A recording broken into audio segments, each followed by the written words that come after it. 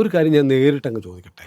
അടുത്ത നിയമസഭാ തെരഞ്ഞെടുപ്പിൽ കേരളത്തിൽ ബി.ജെ.പിക്ക് എത്ര എം.എൽ.എമാരുണ്ടാവും? ഞാൻ ചോദിക്കാൻ കാരണം പോലീസിൻ്റെ ഒരു റിപ്പോർട്ട് കണ്ടായിരുന്നു.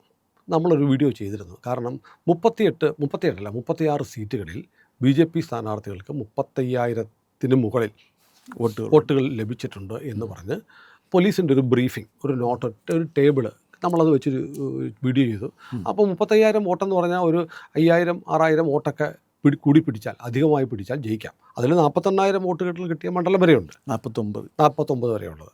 അങ്ങനെ അപ്പോൾ അങ്ങനെ വരുമ്പോൾ ഒരു 20 സീറ്റുകളിൽ ബി.ജെ.പിക്ക് വേണമെങ്കിൽ പണിയെടുത്താൽ ജയിക്കാം എന്നൊക്കെയാണ് പോലീസിൻ്റെ സ്പെഷ്യൽ ബ്രാഞ്ചിൻ്റെ ഒരു റിപ്പോർട്ടെന്നാണ് പറയുന്നത്. 36 സീറ്റുകൾ കാണിച്ചിട്ട് 20 സീറ്റുകൾ അപകടകരമാണ് എന്ന് പറഞ്ഞാൽ ബി.ജെ.പി കിട്ടുന്ന സ്ഥിതിയിലാണെന്ന് പോലീസ് പറയുന്നു. ഇതിനകത്ത് വല്ല വാസ്തവമുണ്ടോ? കിട്ടുമോ? അല്ല, ഇത്രയും വോട്ടുകളുണ്ട് എന്നുള്ളൊരു വസ്തുതയാണ്. 36 അസംബ്ലി സെഗ്മെൻറ്റിൽ ഈ 35,000-ലേറെ വോട്ടുകൾ ബി.ജെ.പി നേടിയിട്ടുണ്ട് എന്നുള്ളൊരു പഞ്ചായത്ത് ഇലക്ഷൻ മാറ്റം വരാം. അല്ല, അത് മാറ്റം വരാം, അതിപ്പോൾ നമുക്കൊന്നും പറയാൻ പറ്റില്ല. പക്ഷേ എന്നാൽ അത്ര ഇപ്പോഴത്തെ ആസ് ഓഫ് നൗ ഇത്രയുണ്ട് എന്നുള്ള. പക്ഷേ വേറെ കാര്യമുണ്ട്, ബി.ജെ.പിയുടെ വോട്ടിംഗ് ശതമാനം കുറഞ്ഞു, 14%. അല്ല, വോട്ടിംഗ് ശതമാനം കുറഞ്ഞിട്ടും ഇത്രയും വന്നിട്ടുണ്ട്, അതാണ് മനസ്സിലാക്കുക. കുറഞ്ഞതിൻ്റെ കാര്യം പരിശോധിച്ചോ? കുറഞ്ഞതിൻ്റെ കാര്യം പാർട്ടി തീർച്ചയായിട്ടും പരിശോധിക്കും.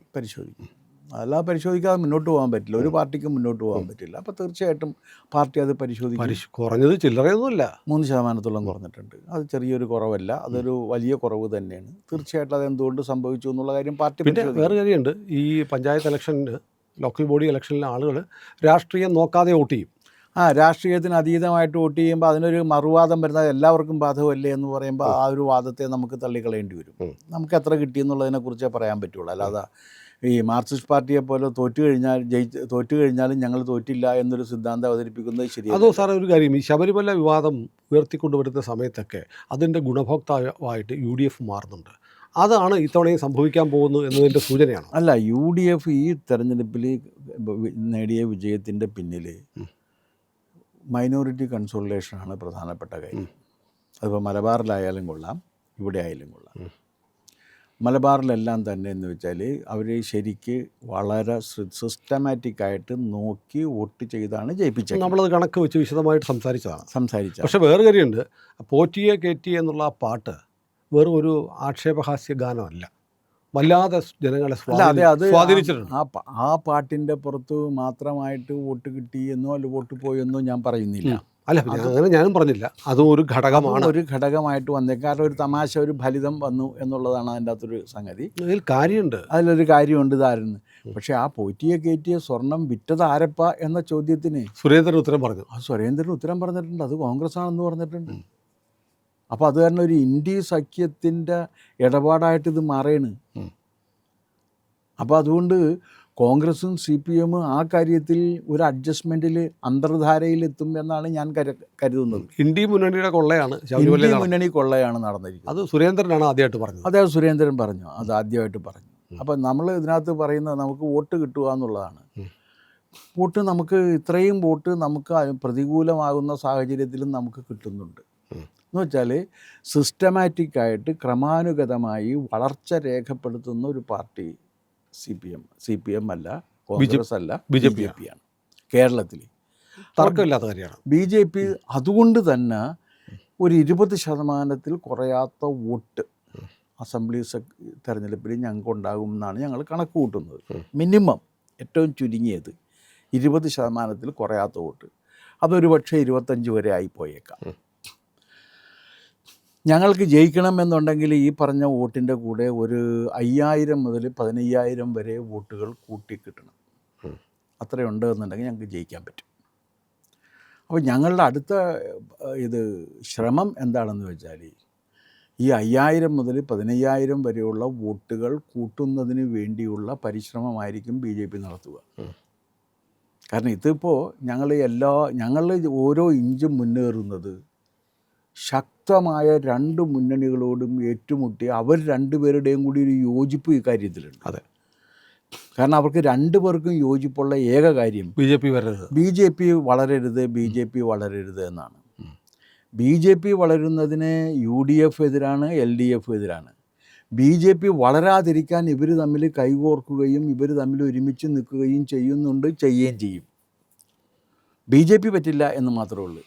കോൺഗ്രസിനാണെങ്കിൽ BJP പറ്റില്ല, പക്ഷേ ജമാഅത്ത് ഇസ്ലാമി ആകാം, SDPI ആകാം, പോപ്പുലർ ഫ്രണ്ട് ഓഫ് ഇന്ത്യ ആകാം, വെൽഫെയർ പാർട്ടി ആകാം. അതൊക്കെ അവരുടെ സഖ്യകക്ഷികളാണ്.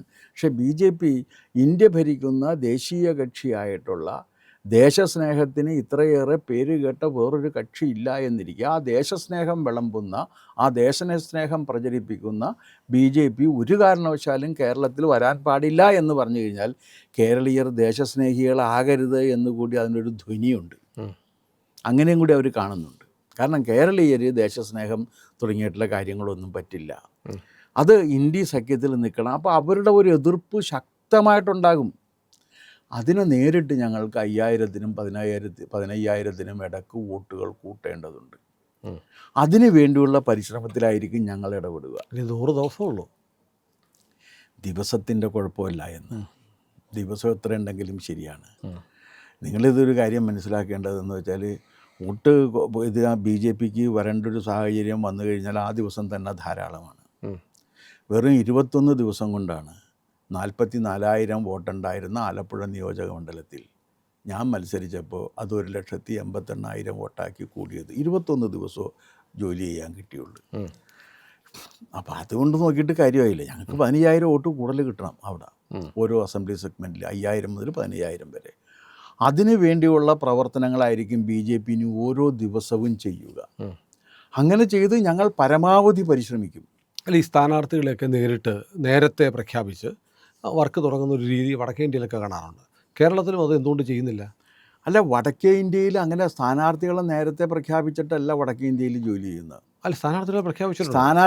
സ്ഥാനാർത്ഥികളാകാൻ ഇടയുള്ള 3-4 പേര് ഓരോ അസംബ്ലി സെഗ്മെന്റിലും ജോലി ചെയ്യും. ബീഹാറിലൊക്കെ വളരെ മുമ്പേ പ്രഖ്യാപിച്ചു. അതേന്ന് 3-4 പേരുണ്ട്. ഈ ജോലി ചെയ്യുന്നത് 3-4 പേരാണ്. അതിൽ നിന്ന് ഒരാളെ പിക്കാൻ ചൂസിലെടുക്കുകയാണ് ചെയ്യുന്നത്. ഇവിടെ അങ്ങനെ ചെയ്തിട്ടുണ്ടോ BJP? ഇവിടെ അങ്ങനെ ചെയ്യുക എന്ന് വെച്ച് കഴിഞ്ഞാൽ, ഇവിടെ അത്തരത്തിൽ ഏതെങ്കിലും ഒരു നിയോജക മണ്ഡലത്തിൽ 4 പേര് കോൺസെൻട്രേറ്റ് ചെയ്ത് വർക്ക് ചെയ്യാൻ പലപ്പോഴും സന്നദ്ധമായില്ല. മറ്റവിടെ ജയസാധ്യത 100%, 110% ഉള്ള സീറ്റുകളിലാണ് ഈ വർക്ക് ചെയ്യുന്നത്. ഇവിടെ ജയസാധ്യത താരതമ്യേന കുറഞ്ഞ സീറ്റുകളിൽ പോലും വർക്ക് ചെയ്യണം. അപ്പോൾ ഒരു 3-4 പേര് ഒരുമിച്ച് വന്ന് അവിടെ വർക്ക് ചെയ്തിട്ട് ഒരാൾ എന്നുള്ള രീതി വരില്ല. പലപ്പോഴും നമുക്കൊരാളെ കണ്ടെത്തി അവിടെ നിർത്തേണ്ടി വരും. എന്നാൽ പിന്നെ ഒരു സ്ഥാനാർത്ഥിയെ നേരത്തെ അങ്ങ് പ്രഖ്യാപിച്ചിട്ട് പണിയെടുക്കുന്ന പറഞ്ഞാൽ പോരെ? അല്ല, നേരത്തെ പ്രഖ്യാപിച്ച് പണിയെടുക്കുക എന്ന് പറഞ്ഞു കഴിഞ്ഞാൽ കുഴപ്പമൊന്നുമില്ല. അങ്ങനെ ചില സ്ഥലത്തൊക്കെ ഉണ്ടല്ലോ. ഇപ്പോൾ ഞങ്ങളുടെ സംസ്ഥാന പ്രസിഡന്റ് പറഞ്ഞില്ലേ, അദ്ദേഹമായിരിക്കും. അതെ, അതുപോലെ അദ്ദേഹം പറഞ്ഞതുപോലെ ബാക്കിയുള്ള സ്ഥാനാർത്ഥികളെ പ്രഖ്യാപിച്ചാൽ നന്നായിരിക്കില്ലേ? അല്ല, ബാക്കിയുള്ളവർക്ക് അങ്ങനെ പ്രഖ്യാപിക്കാൻ കഴിയില്ല. അല്ല, അവർക്കല്ല, അത് പാർട്ടി മുൻകൈ എടുത്ത്. ബാക്കിയുള്ളവർക്ക് അങ്ങനെ ഞാൻ ഇവിടെ അത് പറയാൻ പറ്റില്ല, മത്സരിക്കുമെന്ന് അർത്ഥമില്ല, അങ്ങനെ പറയാനും പാടില്ല.